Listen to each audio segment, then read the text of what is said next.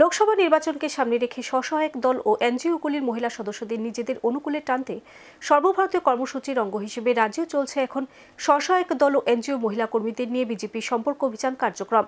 তা আরও একবার প্রত্যক্ষ করা গেল আগরতলা প্রদেশ বিজেপি কার্যালয়ে। দলের সদস্য ও জেলা কমিটির উদ্যোগে আয়োজিত এই কার্যক্রমে প্রধান অতিথি হিসেবে উপস্থিত ছিলেন রাজ্যের মুখ্যমন্ত্রী ডক্টর মানিক সাহা।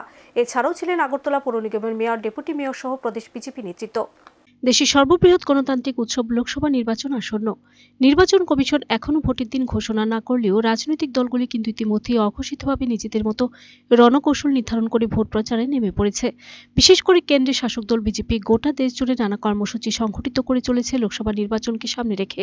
রাজ্যে রয়েছে লোকসভা 2টি আসন। এই 2টি আসন এবারও দলীয় প্রার্থীদের জয় সুনিশ্চিত করতে চলছে এখন প্রদেশ বিজেপির আহ্বানে নানা কার্যক্রম। গৃহীত কর্মসূচির অঙ্গ হিসেবে অন্যতম একটি কর্মসূচি হল স্বসহায়ক দল এবং এনজিও মহিলা কর্মীদের নিয়ে বিশেষ সম্পর্ক অভিযান। মূলত মহিলাদের আত্মনির্ভর করে তোলার জন্য কেন্দ্রীয় সরকারের বিভিন্ন প্রকল্পগুলি প্রতিটি মহিলার কাছে পৌঁছে দিতে তাদের এই কার্যক্রম। রাজ্যের বিভিন্ন প্রান্তেই চলছে এই সম্পর্ক অভিযান কর্মসূচি। শনিবার আগরতলায় প্রদেশ বিজেপি কার্যালয়ে সদর শহর জেলা কমিটির উদ্যোগে আয়োজিত এই কর্মসূচিতে প্রধান অতিথি হিসেবে উপস্থিত ছিলেন রাজ্যের মুখ্যমন্ত্রী ডক্টর মানিক সাহা।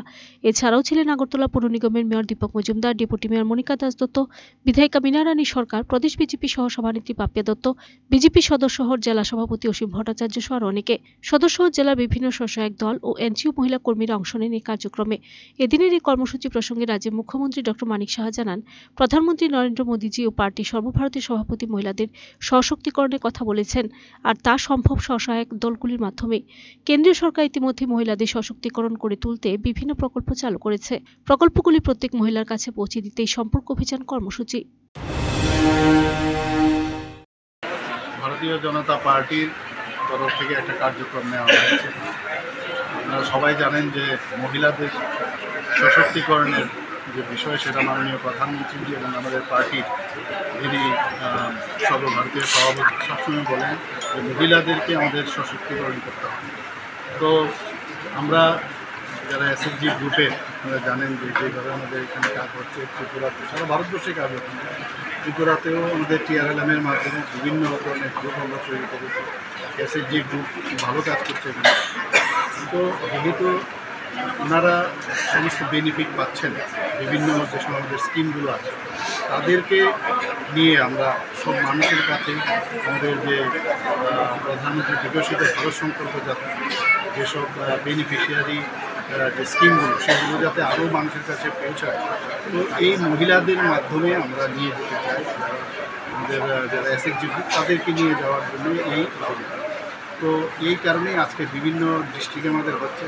তো এখানেও আজকে আমাদের ওয়েস্ট ডিস্ট্রিক্টে, সদর আরবান ওয়েস্ট ডিস্ট্রিক্টে এখানে হচ্ছে। তো আমাদের সমস্ত জায়গায় এই অভিযানটা শুরু হতো। প্রায় 3 মাস ব্যাপী, 2 মাস ব্যাপী অভিযান চলছে।